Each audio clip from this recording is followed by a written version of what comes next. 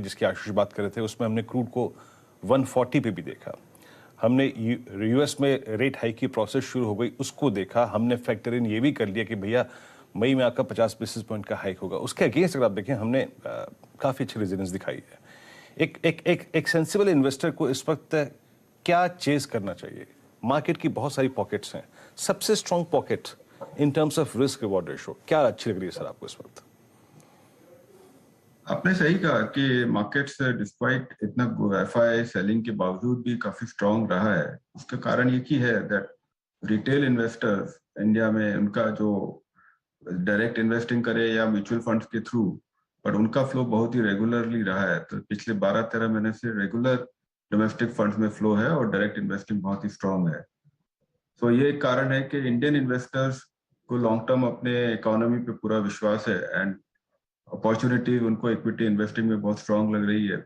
ऐसा alternate asset classes में कोई अपॉर्चुनिटी है नहीं, तो उसकी वजह से मार्केट से काफी रीजनेबल रहे हैं despite strong SPI selling.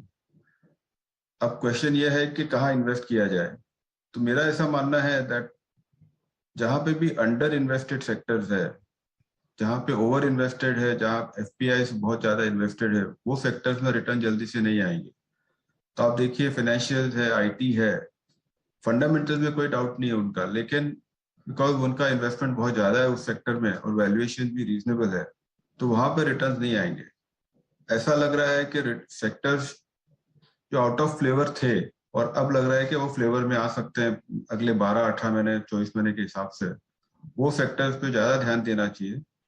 Global disruption की वजह से आपकी देखिए कमोडिटीज है, रिफाइनिंग कंपनीज है, पेपर है, शुगर, राइस कंपनीज, फर्टिलाइजर्स, ये सब कंपनियों में लग रहा है कि ऐसे तो पिछले 2-3 सालों में उनमें कोई रिटर्न्स आए नहीं है। और स्पेसिफिकली पब्लिक सेक्टर कंपनीज, यहाँ पे इन्वेस्टर्स ज्यादा इन्वेस्टेड नहीं है और ग्लोबल डिस्ट्रप्शन की वजह से लग रहा है कि ये सेक्टर्स को फिर से इन्वेस्टर्स का इंटरेस्ट आएगा। तो और वैल्यूएशन भी सब मोस्ट ऑफ दीज कंपनीज में रीजनेबल है, तो ये सेक्टर्स में थोड़ा इन्वेस्ट करेंगे तो शायद बेटर रिटर्न आने की संभावना है। ओके, जहां पे एफपीआई एफआईज का ज्यादा एक्सपोजर नहीं है, वो पॉकेट शायद ज्यादा लुक्रेटिव हो आने वाले समय में। कमोडिटीज में शुगर, कोई पेपर, कोई राइस, कोई फर्टिलाइजर, इस तरह के स्टॉक्स हैं जो कारवा सर कह रहे हैं इनको आप रडार पे रखिएगा। ये सच है कि एफपीआई का ओवरहैंग बहुत तगड़ा था कारवा सर। जनवरी, फरवरी, मार्च 40 हजार करोड़ रुपए की हर महीने की सेलिंग, और इस महीने का भी जब फाइनल क्वांटम आएगा तो इसी मैग्नीट्यूड की सेलिंग अप्रैल के महीने में भी नजर आएगी।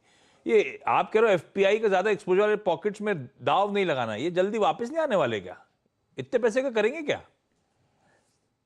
देखिए उनका तो एलोकेशन रहता है इमर्जिंग मार्केट्स में, एंड अगर ओवरऑल इंडिया का मार्केट अगर स्ट्रांग रहता है वर्सेस अदर इमर्जिंग मार्केट्स, तो वेट बढ़ जाता है, तो ना चाहते हुए भी उनको कभी कभी बेचना पड़ता है। तो एक तो वो रीजन है। बाकी अगर ऑयल प्राइसेस हाई रहेंगे और इंडिया में भी इन्फ्लेशन और इंटरेस्ट रेट्स हाई रहेगा, तो स्वाभाविक है कि इमर्जिंग मार्केट्स में दूसरे पॉकेट्स जैसे ब्राजील में आप देखिए, वहां पे बहुत ज्यादा इन्वेस्टमेंट हो रहा है अभी एफपीआई का, तो उनका तो पैसा मूव करते जाएगा। आई थिंक वंस थोड़ा इंटरेस्ट रेट्स, इन्फ्लेशन, ये सब माहौल स्टेबलाइज हो जाए, उसके बाद फिर से आएंगे। ये बात भी सही है, इंडिया जितना बड़ा कोई मार्केट इमर्जिंग मार्केट्स में है नहीं, तो आगे पीछे आएंगे जरूर, बट इंटरिम में अगर पेन है तो इन्वेस्टर्स जो एजाइल है तो वो अपने हिसाब से इस वोलेटिलिटी को यूज कर सकते हैं।